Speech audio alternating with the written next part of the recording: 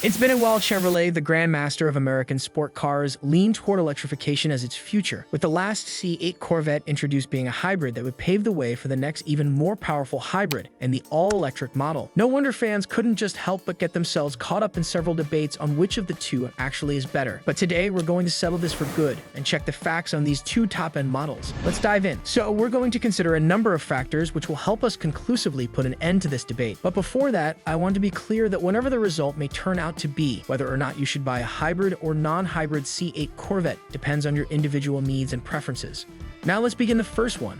Performance. The hybrid Corvette is faster than the non-hybrid in terms of acceleration, but it doesn't have as much top speed. For example, the E-Ray accelerates from 0 to 60 miles per hour in just 2.5 seconds, faster than the high-performance Z06 and way faster than the Stingray. But if we take a closer look at the top speeds of the three Corvettes, the E-Ray emerges as the man behind with a top speed of 180 miles per hour, trailing behind the Stingray and Z06 with 194 miles per hour and 195 miles per hour respectively. So if you're looking for the ultimate in performance, the non-hybrid Corvette is the better choice. However, if you want a car that's both fast and efficient, the hybrid Corvette is the better option. Besides, with the ZR1 and Zora on the way, we could see improvements in the top speed. We could. So that's settled. Hybrid C8 Corvette wins in performance. Next, fuel economy. Hybrids always get better miles per gallon ratings than non-hybrids in any situation despite the brand. This is because of the electric power gotten from the lithium battery, which in this case will power the Corvette. However, the E-Ray will be an exception in this list and will not exactly be more fuel efficient than the non-hybrids. This is because the E-Ray is different from other hybrids and was built solely with performance objectives. Therefore, it was not designed to get more miles per gallon than its predecessors. With a slightly better than the C8 miles per gallon in the city, of 16 miles per gallon and slightly less than its 24 miles per gallon on the highway because of added weight, the E-Ray features about the same ratings as the C8. So if you're looking for good fuel mileage, the hybrids have got your back, which gives them the upper hand yet again. Moving on, we have technology. As you might already be aware, the E-Ray is a hybrid which was produced to satisfy affluent buyers who demanded for new technology on the Corvette. Thus, the hybrid Corvette has some new technologies that non-hybrids don't, such as all-wheel drive and a more advanced infotainment system. Engineers stated, in fact, that its technology sets the stage for the all-electric model soon to come. The car's computers were configured in a way that would keep it stable by applying power to each individual wheel when it gets slippery. And as stated by GM engineers, most electronic stability controls depend on breaking individual wheels. It's definitely a lot of engineering work from GM for that niche product, but GM gives the idea that knowledge from developing this car will appear in the upcoming models as well. So if you're looking for a car with the latest technology, the hybrid Corvette is the better option. Next, we have maintenance costs. In contrast to non-hybrids, the hybrid Corvette is way more complex in all aspects, which means that it will significantly demand more maintenance costs than the former. This could be a problem because it could potentially wreck your budget or just put you in a situation where you might have to use up your cash, which would have otherwise been used for another cause to get it fixed. However, this might only be the case in rare scenarios because the hybrid system is also more reliable, so you shouldn't have any major issues if you get one. But that doesn't get ruled out as a possibility, so we have that. Now the next. Pricing. The hybrid Corvette is more expensive than the non-hybrid, obviously, and I personally think that's what makes most people shy away from the possibility of getting any hybrid. It definitely costs a lot more, sometimes taking it to the extremes because of dealer markups. That's where non-hybrids come into play, I guess. You can get one for a cheaper price and still enjoy pretty decent performance, just a bit less than the hybrids. In this case, the E-Ray will have a starting 1LZ coupe price of $104,295 and $111,295 for the convertible. But with upgrades, shipping, transportation, and markups, it should rise way past that, and it doesn't get better with the ZR1 and Zora on their way too. However, these cars will deliver for the price you'll have to pay, that's for sure. And if price doesn't faze you, you could have some real fun with the hybrids. But that's that, and non-hybrids secure the point. Now from the analyzed data, we've come to the crucial part of this video, the part we decide which is best. Aside from your individual needs, preferences, and budget, which do you really think is the better car?